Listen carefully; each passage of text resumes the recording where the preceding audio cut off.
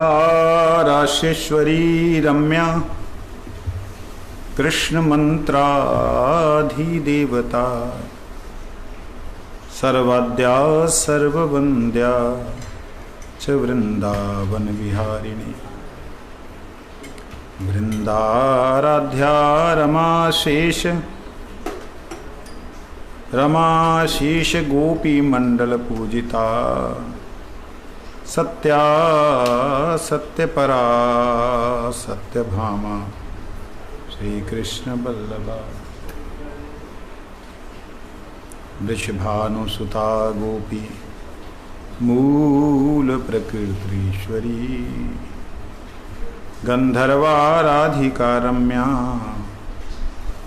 रुक्मिणी परमेश्वरी परात्परतरा पूर्णा पूर्णचंद्रानि भानना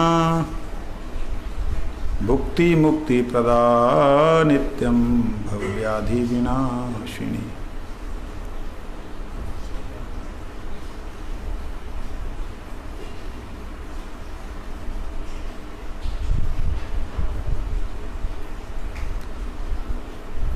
ठीक है,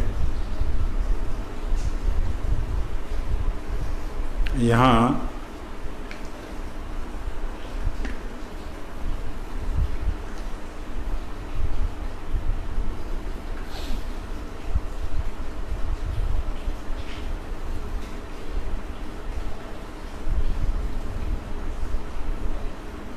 हम लोग श्रवण कर रहे हैं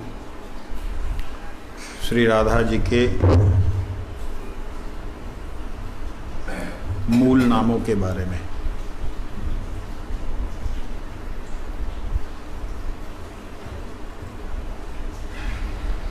कल श्रवण किया था राधा। मूल प्रकृति शब्द का अर्थ ईश्वरी। जब मूल प्रकृति कहा तो ईश्वरी क्यों कहा गया? मूल प्रकृति का मतलब ही तो ईश्वरी होता है। मूल प्रकृति का मतलब ईश्वरी नहीं होता।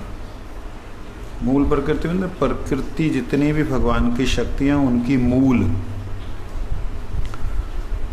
मूल बोलो चाहे ईश्वरी बोलो, एक ही अर्थ होना चाहिए? नहीं, इसका अर्थ ये है कि भगवान की प्रत्येक शक्ति अपनी स्वतंत्रता के कारण यथा इच्छा तथा कुरु, यथा इच्छसी तथा कुर्वन्ति, उनकी सारी शक्तियां अपनी इच्छा के अनुसार क्रिया करती। लेकिन उन सभी शक्तियों के ऊपर जो ईश्वरी स्वरूप से विराजमान है वो श्री राधा रानी है। अब आप ये कह सकते हैं तो भगवान की कुछ शक्तियां तो भगवान के विपरीत क्रिया करती हैं। कैसे? जैसे डाकनी शाकनी इत्यादि जो मोहिनी प्रकृतियां हैं, शक्तियां हैं, जो कि मूल प्रकृति की ही शक्तियों के अन्य विकार हैं। जैसे मूल प्रकृति योग माया देवी, उनकी महामाया देवी, महामाया की बहुत सी स्वरूपनियाँ जो कि उल्टे सीधे कामों के लिए यक्ष इत्यादि के रूपों में घूमती हैं, तो उनकी भी ईश्वरी क्या राधा रानी है? कहते जब ईश्वरी शब्द का प्रयोग किया, यहाँ निश्चित नहीं किया कि ये या वो, इसका मतलब सबकी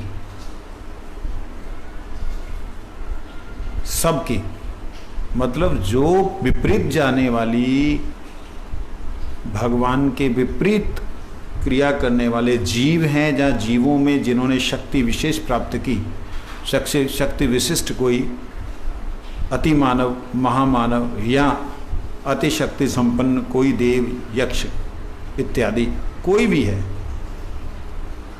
उनके ऊपर उनके शासन करने वाली जो दुर्गा है, वो दुर्गा जिनकी अंश हैं, उन अंशी के मतलब श्री राधिका की दुर्गा जी ही राधिका जी से प्रकट हुई हैं ब्रह्मवैवर्त पुराण के अनुसार। तो ठीक है, आपके पुराण के अनुसार राधा जी जो है, अरे हमारा पुराण नहीं, पहली बात ब्रह्म वैवर्त पुराण ब्रह्मा जी का विवर्त है। ब्रह्मा जी के अंदर जो भगवत प्राप्ति के बाद में उनको जो अनुभव हुआ वो है ब्रह्म विवर्त। परंतु ब्रह्म के अंदर जैसे जैसे क्रिया हुई है वो है ब्रह्म वैवर्त।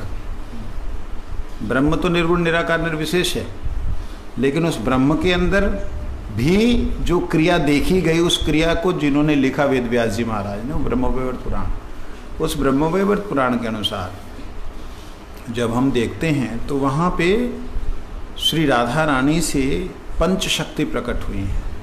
मूल लक्ष्मी, मूल सरस्वती, मूल दुर्गा, राधा रानी स्वयं, और एक जो है वो ये चार हो गई, एक और है योग माया। ये पांच पंच शक्ति जो हैं श्री राधा रानी से डायरेक्ट प्रकट हुई हैं।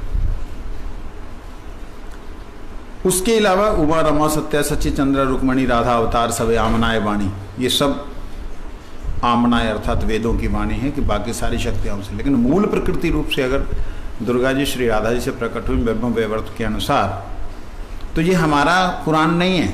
आप बोल रहे हैं नहीं, आपके शास्त्र में ऐसा नहीं, हमारे में नहीं।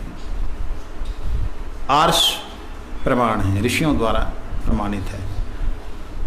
तो फिर देवी भागवत में तो ऐसा लिखा है कि देवी से ही ब्रह्मा विष्णु महेश हुए हैं।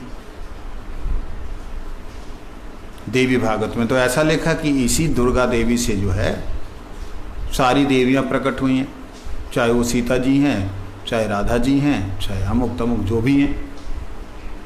तो मूल रूप से तो यहाँ देवी पुराण में तो दुर्गा जी को बोला गया। आप ईश्वरी को कैसे सिद्ध करोगे? आप ईश्वरी शब्द से सर्व प्रकृति ईश्वरी कहाँ से आप उसको सिद्ध कर सकते हो? हाँ, ये आपकी बात सही है, ये देवी भागवत में ऐसा लिखा, लेकिन देवी भागवत में कहीं महाविष्णु का वर्णन आया? नहीं आया। तो आपने पढ़ा? हाँ मैंने पढ़ा। महाविष्णु का तो वर्णन नहीं। महाविष्णु के ऊपर में और जो विष्णु हैं उनका वर्णन आया? नहीं। तो इसका मतलब विष्णु जो हैं, कोई एक ब्रह्मांड के विष्णु वो ही दुर्गा देवी अर्थात महामाया से प्रकट हुए हैं। अब उस महामाया को अगर हम ऐसे ले लें, इस दृष्टि से ले लें कि वो महामाया वास्तविकता में योग माया की छाया है, अगर इस दृष्टि से ले लें, मतलब योग माया तो भगवान के धाम का और भगवान का सब कुछ करने वाली योग माया, ये भगवान का धाम इधर है, उसका करने वाली, भगवान के धाम की सारी सेवा परिपाटी को करने वाली योग माया भगवत उन्मुखी, उन्मुखी मतलब ये उनकी तरफ मुख है, ठीक है, लेकिन इनकी पीठ जिधर है वही योग माया का, वही मूल योग माया का जो पीठ है उसी को महामाया कहते हैं, उसी को महामाया। महामाया और योग माया में प्रकृति रूप से कोई भेद नहीं है। एक है विमुख विमोहिनी, एक है उन्मुख मोहिनी। जो उन्मुख होते हैं वो भगवान की तरफ जाने वाले, उनको योग माया मोहित करती है, और मोहित मतलब आनंद देती है, और इधर जो संसार में दुखित पड़ते हैं उनको ये महामाया मोहित करती है अर्थात आनंद देती है। तो इसलिए एक ही शक्ति हुई, उसके दो परिप्रेक्ष्य हैं, दो दृष्टियां हैं, एक पीछे से दिखने वाली माता, एक सामने से दिखने वाली माता। माता तो वही है, पीछे से दिखती है तो वो दुर्गा स्वरूप से नजर आती है, सामने से होती है वही भगवान की सेवा में अष्ट दिशाओं के द्वारा, अष्टभुजा इधर है, अष्ट दिशाएं उधर हैं, अष्टों दिशाओं के द्वारा दिशा विहीन, दिशा रहित भगवान की सेवा करती है योग माया देवी। तो कहने का अभिप्राय, तो जब वो योग माया जिसे हम कह रहे हैं, उस योग माया को अगर आप एक दूसरा शब्द प्रयोग कर दें, ब्रह्म कह दें, तो मेरे ख्याल से उसमें कोई दोष नहीं। क्यों? आप कैसे उसको ब्रह्म कह सकते हैं? महद मम वीरजम, क्या महद योनि अहम, हाँ, तासाम सर्वयोनिषु कौन्तेय मूर्त्या संभवन्त्या तासाम ब्रह्म मध्ययोनिना अहं तासाम ब्रह्म मध्ययोनि। तासाम ब्रह्म महद योनि। तो ब्रह्म को यहां पर किस रूप से लिया है? महद योनि, अर्थात ब्रह्म प्रकृति के रूप में लिया जा रहा है। ब्रह्म को किस रूप में लिया जा रहा है? शक्ति के रूप में लिया जा रहा है। अगर आप प्रकाश को व्यक्ति के रूप में लें तो भी ठीक है, लेकिन वह प्रकाश शक्ति के रूप में है, ये कहीं से भी गलत नहीं। ये प्रकाश शक्ति के ही रूप में तो है, लेकिन शक्तिमान के रूप में देखते हैं तो ये बल्ब नजर आता है। तो शक्ति उसकी सभी जगह है, उसको शक्ति ही कहेंगे। अब इस ब्रह्म से, अर्थात इस योग माया से, अर्थात इसी महामाया से जिसे हम ब्रह्म कह रहे हैं, वही ब्रह्म की महामाया अर्थात उसके द्वारा फैलाया गया संसार जो कि लगता नित्य है अनित्य। महामाया शब्द का अर्थ ये होता है महान माया। मां का मतलब ना, या का मतलब जो जैसा नहीं है उसको वैसा दिखलाने को माया कहते हैं। माया शब्द का साधारण अर्थ ये होता है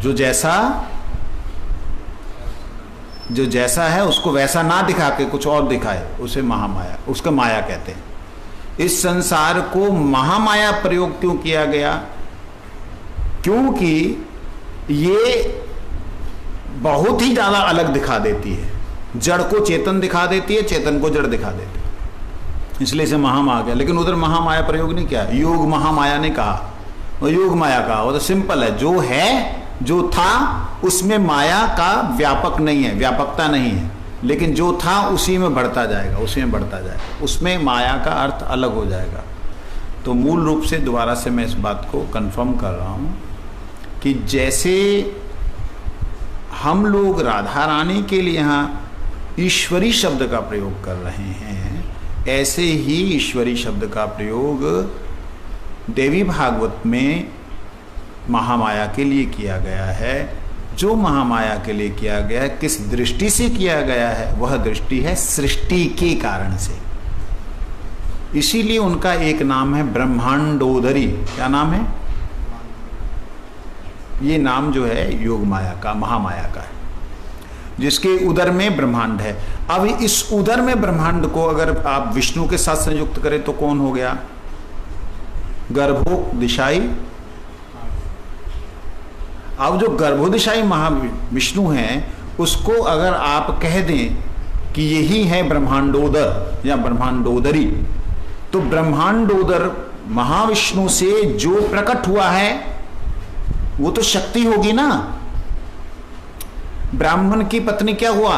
ब्राह्मण की शक्ति ब्राह्मणी बोलते हैं ना। तो विष्णु की शक्ति वैष्णवी हुई। ऐसे ब्रह्मांडोदर की, ब्रह्मांडोदर जो अपना गर्भोदशाई विष्णु हैं, उनकी शक्ति ब्रह्मांडोदरी हुई। अब उस ब्रह्मांडोदरी अर्थात ब्रह्मांड को प्रकट करने वाली शक्ति से जब ब्रह्मांड प्रकट हो रहा है तो डेफिनेटली उसमें ब्रह्मा भी होंगे, उसमें विष्णु भी होंगे और उसमें शिव भी होंगे। तो मतलब तीनों सत्ताएं, रजोगुण, सतोगुण और तमोगुण। रजोगुण ब्रह्मा, सतोगुण शुद्ध सत्व विष्णु और शुद्ध तमोगुण शिव। तो रजोगुण, सतोगुण, तमोगुण जो हैं वो प्रकृति से नहीं उत्पन्न होंगे तो कहां से होंगे? तो इस दृष्टि से सारी सृष्टि की रचयिता का मूल कौन हो गया? दुर्गा जी। सिंपल है ना। तो जो लोग वो बोल रहे हैं कि ब्रह्मा विष्णु महेश का भी कारण हो, गलत नहीं है, लेकिन वहां पे महाविष्णु की बात नहीं है। इससे पता लगता है अगर कहीं महाविष्णु की बात की गई है, ये बात असत्य नहीं है जो देवी भागवत में है, वो विष्णु तक की बात है। लेकिन अगर दूसरी जगह पे महाविष्णु की बात और उसका विस्तार का वर्णन है, इट मीन्स ये उसका अंश है। तो अब देखा जाए ईश्वरी फिर कौन हुई? अब ईश्वरी में जाना होगा। मूल प्रकृति जो है,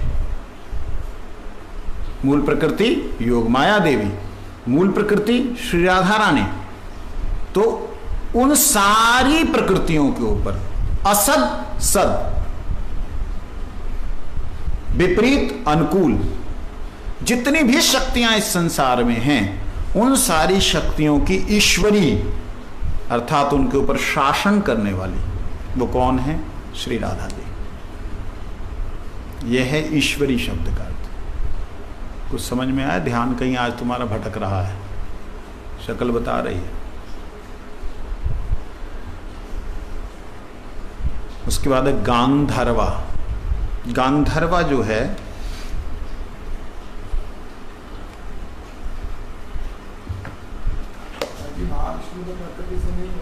हाँ ना ना, महाविष्णु प्रकृति से नहीं हुई है। जब ईश्वरी महाविष्णु उससे पहले संकर्षण है, हाँ इनकी तो ये तो प्रकृति से पैदा नहीं हुए, तो फिर वो ईश्वरी कैसे आ गई? उनकी ईश्वरी पर कैसे आ गई जब वो प्रकृति से पहले नहीं? सुंदर। प्रकृति को ईश्वरी का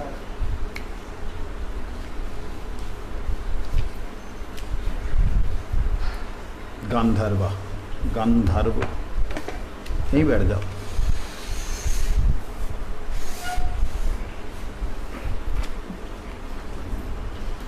देखो, जो विष्णु जी के पास में शक्ति है, इसलिए मूल प्रकृति का कल हमने अर्थ श्रवण किया था। जो विष्णु जी के पास में शक्ति का मतलब विष्णु जी की सेवा में जो सेवक रूप से शक्ति है वो श्री राधा रानी ही हैं। उसीलिए राधा रानी को कहते हैं कोटिश लक्ष्मी। वो है ना ब्रह्म उसमें ब्रह्मस्तव में, ब्रह्म संहिता में कोटि लक्ष्मी श्रिया, लक्ष्मी श्रिया शब्द है ना। तो वह जो करोड़ों लक्ष्मियों की मूल हैं, जब करोड़ों लक्ष्मियों की मूल वो हैं, तो जितने विष्णु तत्व हैं वो सारे के सारे विष्णु तत्व कारणोदिशाई महाविष्णु से आए, है ना। मूल रूप से तो कारणोदिशाई महाविष्णु से सारे के सारे विष्णु तत्व प्रकट हुए, लेकिन वह कारणोदिशाई विष्णु श्री राधा रानी से प्रकट हुए हैं। ब्रह्मवैवर्त पुराण। हाँ, महाविष्णु प्रसूरपि सर्वद्या विष्णु माया च सत्या नित्या सनातनी। तो ये विष्णु माया के रूप में भी वही हैं, श्री राधा रानी ही हैं। मूल रूप से कहने का मतलब एक ये है, इसी सिद्धांत को जो हम आज सिद्धांत बोलें, इसी सिद्धांत को एक संप्रदाय है, वो संप्रदाय इस सिद्धांत को बोलते हुए कहते कि मूल में शिव थे अकेले लिंग स्वरूप से, मतलब सूक्ष्म रूप से। वही शिव दो हुए, पार्वती और शिव। फिर वही सीता राम, वही ना, वही विष्णु लक्ष्मी, वही सीता राम, वही कृष्ण राधा, ऐसे करके वो लोग बोलते हैं। वह शास्त्र बोलता है ना, एक हम बहुत श्याम, मैं एक था बहुत हो जाऊं। तो जब बहुत होंगे तो श्री राधा रानी प्रकट हुई हैं बाम अंग से, और दाहिने अंग से जो बलदेव जी प्रकट हुए हैं।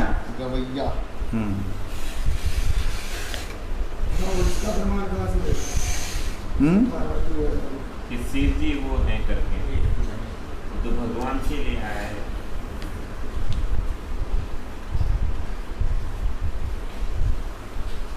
गंधर्व लोग, गांधर्व है गायन दिव्य 8 प्रकार के विवाहों में से गांधर्व विवाह। और उसके बाद है सामवेद का जो संगीत से संबंध रखने वाला जो है वो, और है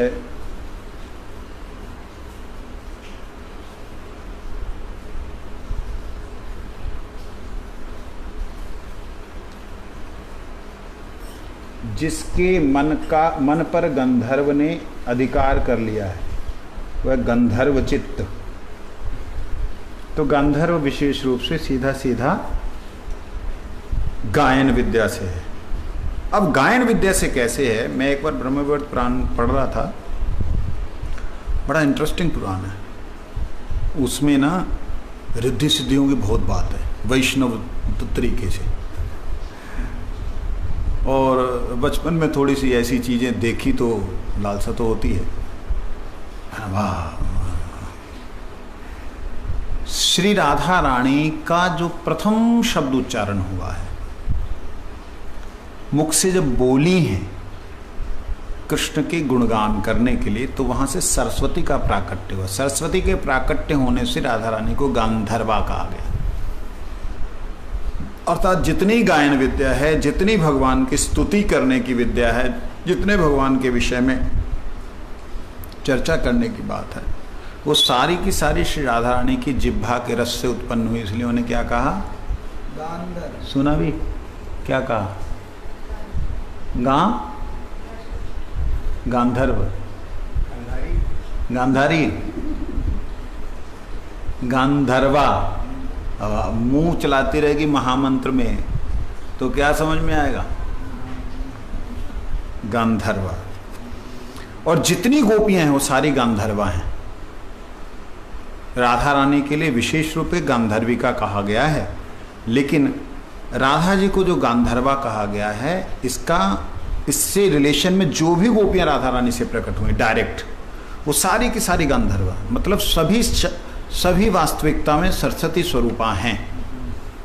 वो सारी की सारी गायन विद्या में निपुण है, एक भी ऐसी नहीं है कि जो ना हो। मतलब कोई भी, अगर वहाँ की खासियत ये है गोलोक धाम की, एक बार गुरु महाराज जी ने बोला था, कुछ स्वर्ग की बात चल रही थी कि वहाँ पे चलना जो है नर्तन है, वहाँ बोलना जो है गायन है, ऐसे चला था। कहते यहाँ पे तो चलना नर्तन गायन है, वास्तविकता में यहाँ नहीं है, तो छाया है।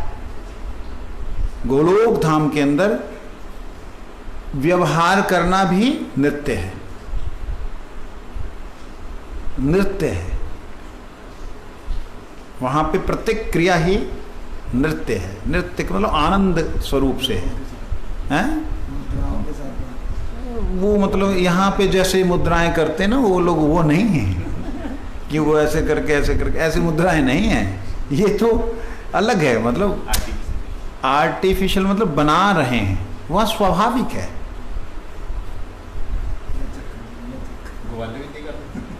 नहीं ऐसा नहीं, उनका क्या वार्तालाप कर, हाँ तुमने कहा लचक है, मधुरता है, माधुर्य है, ये चीज है।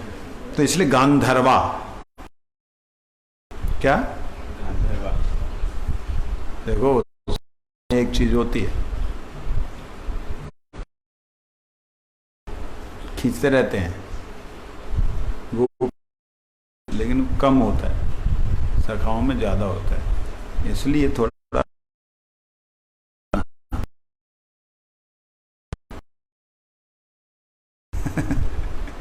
नहीं तो गोलोक धाम का रास्ता बंद है।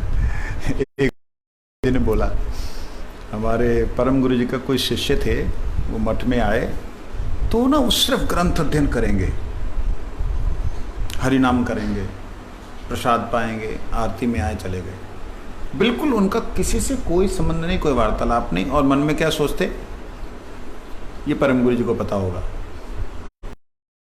मैं सोचता नष्ट कर रहा है, ये सब इसके लिए आए क्या? ऐसे ही हमारा एक गुरु भाई मिला था, वो बोला मेरे को, तो खेल रहे थे, तो वो बर्तन मांज रहा था ठाकुर जी के, तो एकदम गर्म होके बोला, ए प्रभुपाद अगर होते तो तुम लोग खेल सकता था ऐसा। मैंने कहा यार प्रभुपाद आ गया, मैं साष्टांग लेट के प्रणाम किया, मैं प्रभुपाद जय हो आपकी। मैं क्या, आप में तो आवेश आ गया और चढ़ गया वो।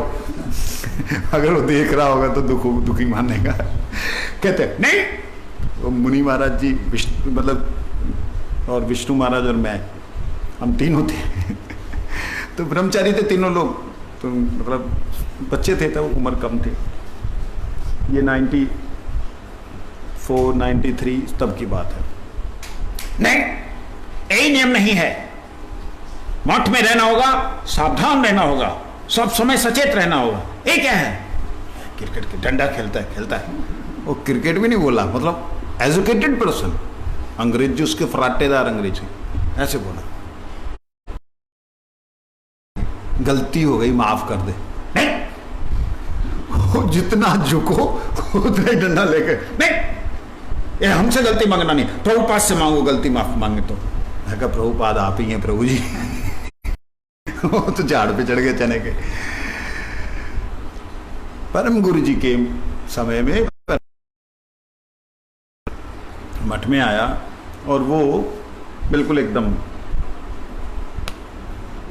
किसी से बात नहीं, कुछ नहीं, हरिनाम ग्रंथ अध्ययन कथा कीर्तन में शांति से बैठेगा, आरती में भी नाचेगा नहीं,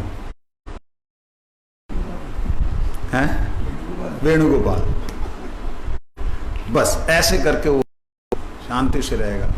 उसके बाद क्या हुआ, देखा ये मिक्सअप नहीं हो रहा है, तो परम गुरु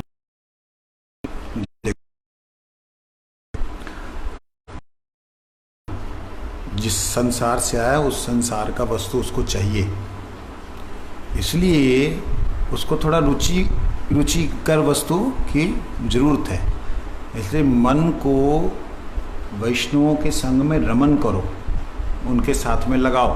वो थोड़ा हंसी ठटका करते हैं, मजाक करते हैं, तुम भी क्या करो ना।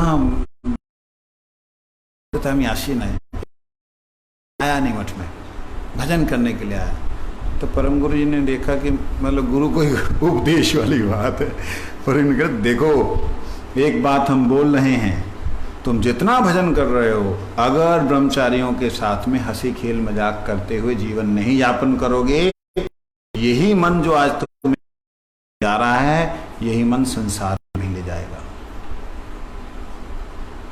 तो ठीक है गुरुदेव, आप आशीर्वाद करें। परम गुरु जी ने तो आशीर्वाद करना ही था, वो तो एक प्रैक्टिकल चीज बोली कि भी तुम जिस डाली पे बैठ के काट रहे हो ये गिरने वाली है, ये रहेगी नहीं, उस पे रह जिस पे रहना है। तो समझा रहे थे, लेकिन उसने संसार से तो काटा ही काटा अपने आप को, लेकिन जहां पे आया वहां से भी अपने आप को काट लिया। तो हुआ क्या, धड़ाम से गिरा, और कुछ दिनों के बाद ही गुरु जी कहते वो चला गया। और फिर बहुत दिनों बाद कभी आया, तब रो रहा था कि गुरुजी ने सही बोला था, अभी तो ना इच्छा होने से बच्चों को प्रीति करना पड़ता है, ये करना, खेलना खुलना है, तो ये चीज़ होती है। तो इसलिए हाँ, ये जितना भी हमारा खेल है, मजाक है, वो आवेश में आकर के कहीं वो हिंसक नहीं होना चाहिए, ये बात। तो श्री गांधर्वा जो हम लोग शब्द का प्रयोग कर रहे हैं, गांधर्वा का मतलब जो सब समय बोलने में ही जिनके गायन हो, गंभीरता हो, कृष्ण है?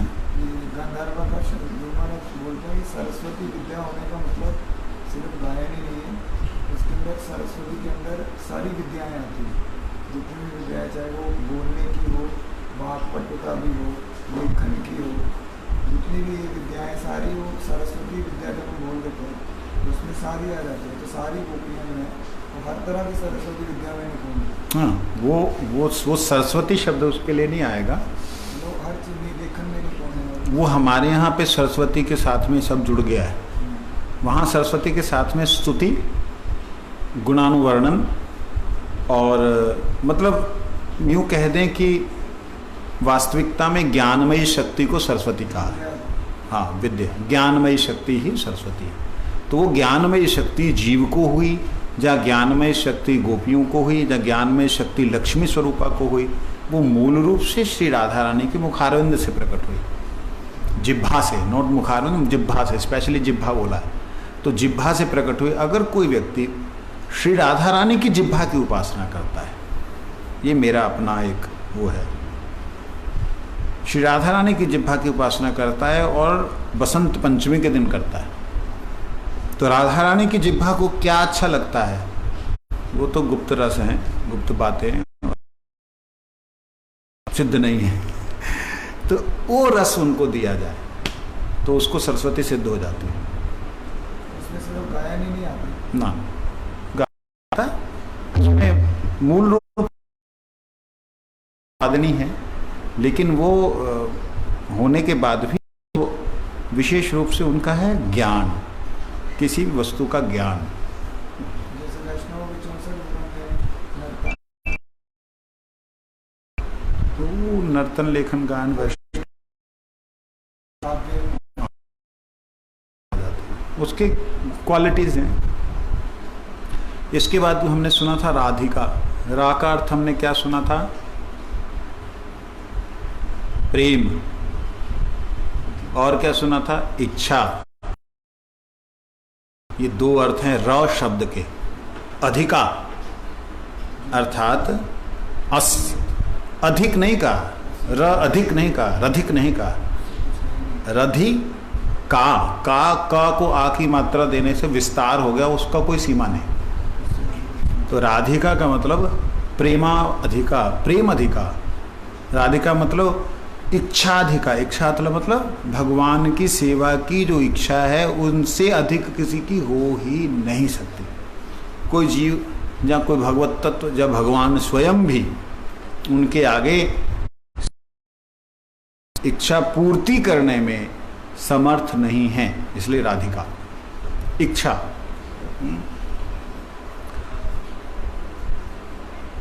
आरम्या, आरम्या रम्या होना चाहिए। रम्या कैसे होगा? राधिका रम्या होना चाहिए ना। प्रिंटिंग राधिका जैसे वैसे आ रहा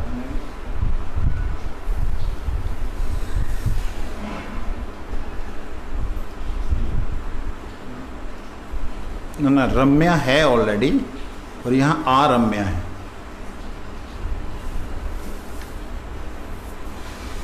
उसके बाद है रुक्मिणी। आरम्या में नहीं आएगा, रम्या में आएगा, उसके साथ में आ आगे प्रयुक्त लग जाएगा। रुक्मिणी, रुक्मिणी कौन है?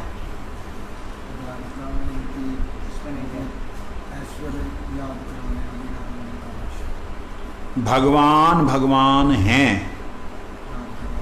भगवान जो कार्य करने के लिए आए हैं उनको मर्यादित कार्यों में बांधने वाले रुक्मिणी। रम्या देखिए ना, रम्या का जो उसमें जो है प्रत्यय लगता है और उसके पहले उपसर्ग लगती है, उपसर्ग में आ जाएगा। आ का अर्थ पढ़ लीजिए और रम्या का अर्थ पढ़ लीजिए बस।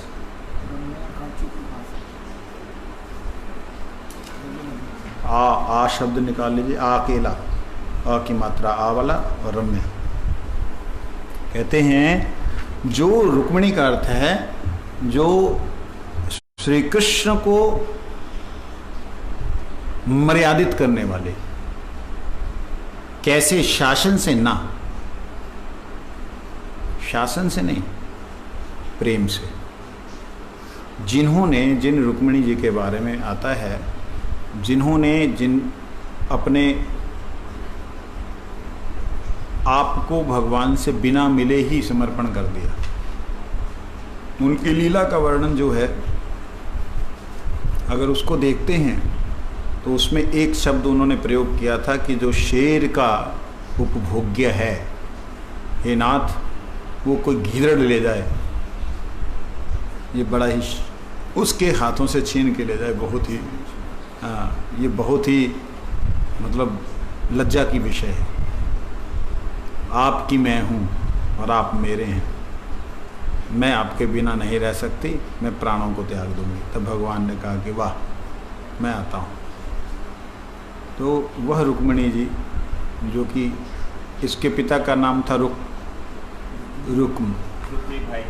रुक्मी भाई था, रुक्म पिता का नाम, रुक्मिणी। तो रुक्की जो है, रुक्मी जिसको कहते हैं, उसको भी भगवान ने लीला की, उसका मुंडन झुंडन कर दिया, 5 चुटिया रख दी सिर के ऊपर। तो बलदेव जी ने बोला कि ऐसा कर रहे हो, ये बेचारा मर जाएगा, जा नहीं पाएगा, जाओ, क्षमा कर दिया उसको, जाओ। तो रुक्मिणी जी का तो साउथ इंडिया में बहुत विशेष महत्व है। वहाँ राधा रानी का नाम बहुत कम लोग लेते हैं। रुक्मिणी जी का ही नाम है महाराष्ट्र में। विस्मयादिदूतम अव्यय के रूप में प्रयुक्त होकर निर्नाम के बड़े सारे हैं। दिखाओ ना, मेरे को दीजिए। रम्या तो आनंद वो सब है, इसी में रम्या है और दूसरा माजा आई रकुमाई। आ का अर्थ है विस्मय उद्योतक, अव्यय के रूप में प्रयुक्त होता है, अर्थात अव्यय शब्द है ये आ। रम्या का तो अर्थ हमने सुना था पहले कि आनंद स्वरूपा, रसमयी, रस प्रकट करने वाली। विशेषण है आ। हाँ, विशेषण है। सुहावना, सुखद, आनंदप्रद, रुचिकर, यह है रम्य। प्रिय, मनोहर, यह है रम्य शब्द। मतलब जो मनोहरा हैं, जो आनंद प्रदान करने वाली, सुहावनी, सुखद हैं, रुचिकर हैं, लेकिन आ लगने से अव्यय। अव्यय मतलब जितना आनंद है लिमिटलेस कैसे, वो बात है, मूल बात तो वो है कि ऐसा नहीं है जैसे कि रोटी खाने के बाद रोटी खाने की इच्छा नहीं होती, ऐसा नहीं है। आरम्य का मतलब असीम रमन का, असीम आनंद का जो आस्वादन असीम रसिक शेखर श्री कृष्ण को कराती हैं। यहाँ उनके द्वारा प्रकट जितने भी तत्व हैं, विष्णु तत्व, उन सबको जो असीमता के साथ में आनंद प्रदान करती हैं, वो हैं आरम्या। रम्या तो आनंद हो गया, रम्या तो सुख हो गया, लेकिन आरम्या आ शब्द लगने से कहते हैं असीमता का परिचायक है। आ का और अर्थ बतला रहे हैं यहाँ पे।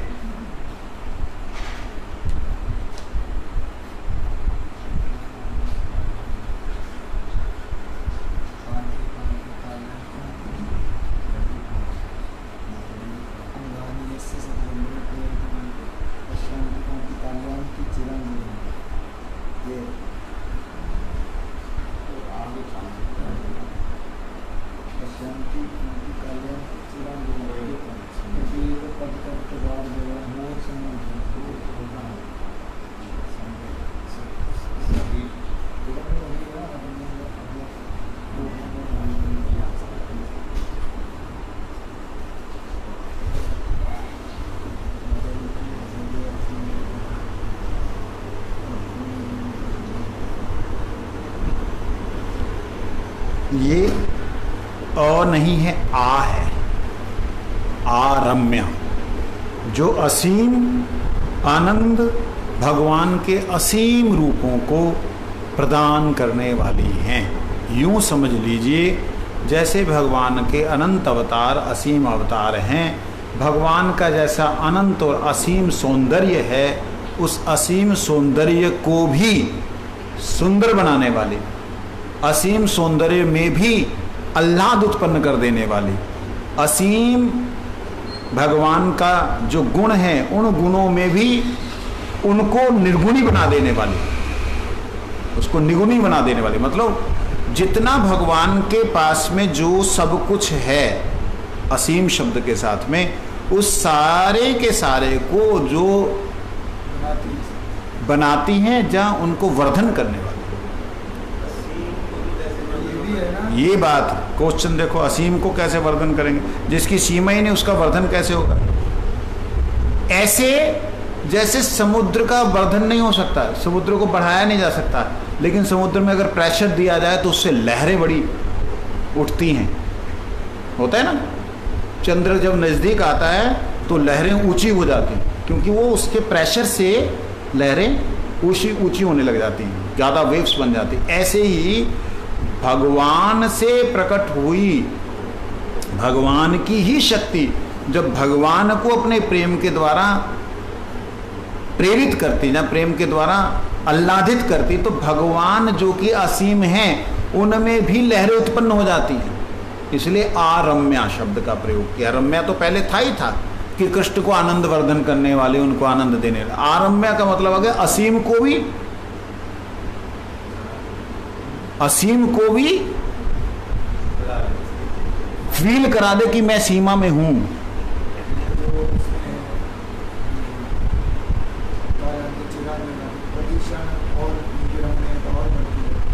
हाँ, उसी की व्याख्या में कर रहा हूँ कि इस तरफ से रूप माधुरी का बढ़ता है, रूप माधुरी बढ़ती है, उधर से आस्वादन की माधुरी। भगवान आस्वादन करते करते थकते नहीं है और उनका रूप वर्धन होते होते होते थकता नहीं, इसलिए आरम्य उधर भी असीम है और इधर भी असीम है। लेकिन कई बार जो भगवान को भी ससीमित फील करा दे कि भाई मैं जो है आपको समझ नहीं पा रहा हूं, क्योंकि भगवान को ये ससीमित अनुभव हुआ। श्री राधा रानी ने अपने जितने भाव थे उन भावों को मूर्तिमंत रूप प्रकट किया, और उनके भावों में जो जो क्रियाएं थी वो सारी क्रियाएं अलग अलग भी हो गई और स्वयं में पूर्ण है ही हैं। अलग अलग क्रियाओं वाली जो हैं उनमें बाकी गुण तो है ही हैं, अपना विशेष गुण भी है। नहीं समझा? समझ में आ रहा है कुछ? जैसे तिलक, ये तिलक तो सिंपल है, तिलक ऐसे दो लकीरें हैं, बीच में एक पित्ता। लेकिन इस तिलक की खासियत ये है कि ये जब लगेगा, लगने के बाद में भगवान इसमें विराजमान होंगे तब जाके तिलक तिलक है, नहीं तो ये क्या मट्टी है। इस मट्टी से तिलक करो, ये मट्टी है बलिदान की, वो वाला बन जाएगा। लेकिन नहीं, जब इसमें भगवान का पुट लग जाता है, विराजमान हो जाते हैं, तभी भगवान का मंदिर बन जाता है। सेम धूल, सेम मट्टी हर कोई सिर पे लगाता है, लेकिन स्पर्श होने से वह विशेषत्व ग्रहण करता है। ऐसे ही राधा रानी की जितनी शक्तियां हैं उनके अंदर एक विशेषण है, एक विशेष गुण है। वह विशेष गुण तो उनमें है ही है, परंतु मट्टी के रूप में, अर्थात उनका बाकी गुण जो हैं वो भी गौण रूप से हैं, और गौण रूप से रहने के कारण बाकी गुणों को प्रयोग में नहीं लाती। जैसे भगवान को कभी कोई इच्छा हो सकती है?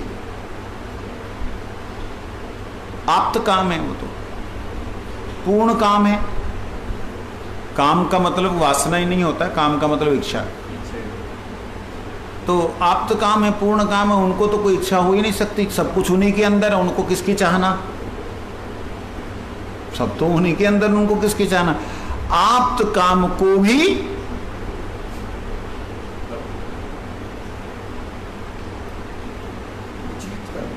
विचलित कर दे।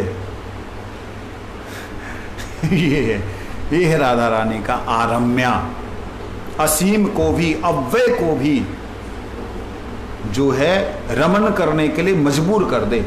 अव्यय को भी ऐसा लगे कि अगर मैं नहीं मिला तो मैं क्या मिला मेरे को, अगर मैं नहीं प्राप्त किया भक्तों का आनंद, जहां सुख, जहां उनको नहीं मैं दे सका, तो क्या मैं मेरे पास है क्या? नहीं समझे? तो इसको अगर सांसारिक दृष्टि से बिल्कुल ऊपर उठ जाए ना, तब समझ में आएगा। इसको थोड़ा इस तरीके से देखिए कि जब संपूर्ण गुणों के द्वारा राधा रानी मूर्तिमंत स्वरूप होकर के सेवा कर रही हैं, आनंद वर्धन कर रही हैं, उस वक्त कृष्ण सबको आनंद देने के लिए डेफिनेटली उनको अलग अलग भावों से मिलना पड़ेगा ना, अलग। लेकिन अलग अलग भावों से कितना मिलेंगे? भगवान के अंदर इच्छा अपनी महसूस हुई कि मैं इनको संतुष्ट नहीं कर पा रहा हूं, तो गिरिराज जी को अपने हृदय में भगवान ने निर्माण करना शुरू किया कि इसको यहाँ पे बैठा दूं, इसको यहाँ, इसको यहाँ, इसको यहाँ, इसको। तब स्वयं श्री कृष्ण का हृदय जो है वो कृष्ण के सेवकों की सेवा करने के लिए प्रस्तुत हुआ। मतलब कृष्ण का हृदय अपने सेवकों की सेवा के उपयोग में आने के लिए, सेवा का उपकरण बनने के लिए जब लालायित हुआ, तब गिरिराज भगवान के हृदय में प्रकट हुआ। तब राधा रानी कहती, आप ऐसा कर रहे, क्या हो रहा है, ये क्या हो रहा है? कहते देखना चाहोगी? कहते ये है। राधा रानी देख के हो, राधा रानी फिर अपने आप को संकुचित हो गई। जो राधा रानी आरम्या थी वो रम्या में रह गई, बस वो उसमें रमण करने लगी, गोवर्धन के अंदर इतना विलीन हो गई कि उनको अपना कुछ भी सुध बुध नहीं रही। फिर तो किसी पेड़ को देखती तब भी यही देखती हैं कृष्ण के हृदय से निकला है, कृष्ण ही है। जब वो किसी पक्षी को देखती हैं, अरे ये कृष्ण के हृदय से कृष्ण ही तो है।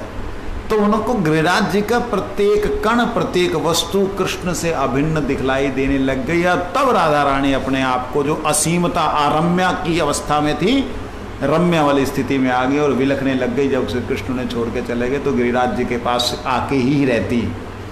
इसलिए गोवर्धन जो है वृंदावन से भी तो वो राधा रानी तो आनंद स्वरूपा है ना। राधा रानी कृष्ण के हृदय से नहीं है, राधा रानी कृष्ण ही है, कृष्ण ही है वो। मतलब आनंद है ना, सच्चिदानंद का एक आनंद जैसे प्रकट हो गया। लेकिन आनंद को भी ऐसा महसूस हो कि मैं पूर्ण नहीं हूं, मैं क्या क्या कर सकता हूं, क्या दे सकता हूं इसके बदले में, वो वाली स्थिति। क्या क्या बनेंगी राधा रानी? गांधर्विका ना, गोवर्धन धारणी, गोवर्धनी। कृष्ण तो गोवर्धन को राधा रानी के रूप में देखते हैं, वैसे राधा रानी कृष्ण समझ नहीं सकते। नहीं नहीं ना ना ना, कृष्ण तो गोवर्धन को गोवर्धन ही देख रहे, कृष्ण गोवर्धन को स्वयं रूप से देख रहे हैं कि मैं इनको आनंद प्रदान कर रहा हूँ। एक एक गोपी को सुख देने के लिए, एक एक गुण को सुख देने के लिए कृष्ण अपने आप को गोवर्धन के रूप में रखे हुए हैं। और उसी लिए तो डिफीटेड हुई हैं श्री राधा रानी। तो कहते हैं आगे, परमेश्वरी। देखिए ईश्वरी पहले प्रयोग हुआ, मूल प्रकृति हुआ, अब परमेश्वरी शब्द आया। क्यों नहीं है? अभी आ गया, ले ले परमेश्वरी को भी तू ले ले। परमेश्वरी शब्द आया। परमेश्वरी का अर्थ क्या होता है? जो परम ईश्वरी हैं। जब ईश्वरी शब्द आ गया फिर परमेश्वरी को प्रयोग करने की कोई भी ज़रूरत नहीं है। लेकिन वेद में अगर कोई शब्द ऐसा आया है, उसकी व्याख्या वेद के जो वैदिक महापुरुष गण हैं उन्होंने की है। क्यों की है? उन्होंने ईश्वरी को, मुझे ऐसा आभास होता है, जब उन्होंने ईश्वरी शब्द का प्रयोग किया है तो डेफिनेटली उन्होंने इस संसार की ईशिता को लेकर के किया, अनंत ब्रह्मांडों की ईशिता को लेकर, शक्ति को लेकर के कहा कि इस सर्व शक्तियों में से ये ईश्वरी हैं, नियंता ये हैं। लेकिन जब परमेश्वरी शब्द का प्रयोग हुआ तो ये परमात्मा की भी ईश्वरी हैं, परम आत्मा की भी ईश्वरी, अर्थात परमात्मा को भी स्वेच्छा से कहीं ले जा सकती हैं, कहीं दे सकती हैं। अब इसमें एक बात आ रही है, क्या ऐसा संभव हो सकता है कि छोटे से घड़े में, लुटिया में पूरा समुद्र आ जाए? संभव है? कैसे? समुद्र में डाल दिया तो समुद्र तो नहीं उसमें आया ना, नहीं आ सकता समुद्र। वो तो मैं उदाहरण मैंने दिया था, लेकिन आज मैं इसके विपरीत कुछ बोल रहा हूं। देखिए, छोटी सी लुटिया के अंदर संपूर्ण समुद्र तो नहीं आ सकता। समुद्र में जाने से वो समुद्र में है, समुद्र उसमें है। समुद्र में डाल दिया तो समुद्र उसमें है और वो समुद्र में है, ये एक अलग बात। लेकिन संपूर्ण कृष्ण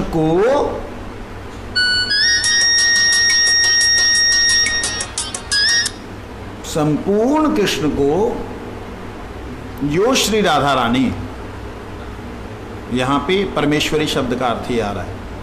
संपूर्ण कृष्ण को जो राधा रानी छोटे से जीव के हृदय में, कितना छोटा? अति सूक्ष्म, वो छोटे के से जीव के हृदय में जो प्रकट कर दे, असीम को भी जो सीमित जीव के अंदर में प्रकट कर दे, वो है परमेश्वरी। है? तो वो भक्ति ही तो है परमेश्वरी, कि जो परमेश्वर को भी नचाती है, लेकिन नाम दिया परमेश्वरी।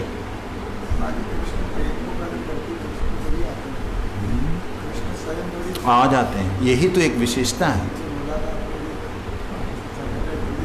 ना। वो जो बोला था वो एक परिप्रेक्ष्य में बोला था कि भगवान जो है प्रतिबिंब रूप से उसे भीतर दिखाई देते हैं। प्रतिबिंब रूप से जब दिखाई देते हैं तो साक्षात रूप से अलग हैं, प्रतिबिंब रूप से अलग है। लेकिन ये लीला पटेयसी जो शक्ति है श्री राधा रानी, ये एक विशेष है कि ये कृष्ण ही नहीं, एवं कृष्ण की लीला भी जीव के अंतःकरण में प्रकाशित कर देती। यही तो उनकी परमेश्वरता है, यही तो उनकी ईश्वरीय शक्ति है, परम ईश्वरीय शक्ति है कि परमेश्वर को भी बांध दे, जो कि संभव नहीं होता है, कभी हो ही नहीं सकता है। अगर वो बंध गया वो परमेश्वर ही नहीं है। लेकिन परमेश्वर के अंदर भी इच्छा उत्पन्न कर दे कि मैं जो ये कह रहे हैं वैसा कर लूं, ये परमेश्वर है, अधीन कर दे, ये परमेश्वरी। गुरु जी ने एक बार बोला था, कहते भक्ति क्या है, भक्त क्या है, बड़ा सुंदर लगा। भक्त कौन है? भक्त है भगवान भक्तिमान, जो भगवान में भक्तिमान है, जो भगवान की भक्ति करने की उद्देश्य, मतलब भगवान में केवल भक्तिमान है, भगवान की सेवा में ही है। वो कौन है? और फिर गुरु जी कहते भगवान कौन? भगवान जो भक्त में भक्तिमान है। अद्भुत रिलेशनशिप है ये। जो भक्त में भक्तिमान मानत्व जो प्रकट करना है भगवान के भीतर, यह है परमेश्वरी की क्रिया। समझ लगी? परमेश्वरी की क्रिया है भक्त में भक्ति मानत्व प्रदान करना। समझ लगी?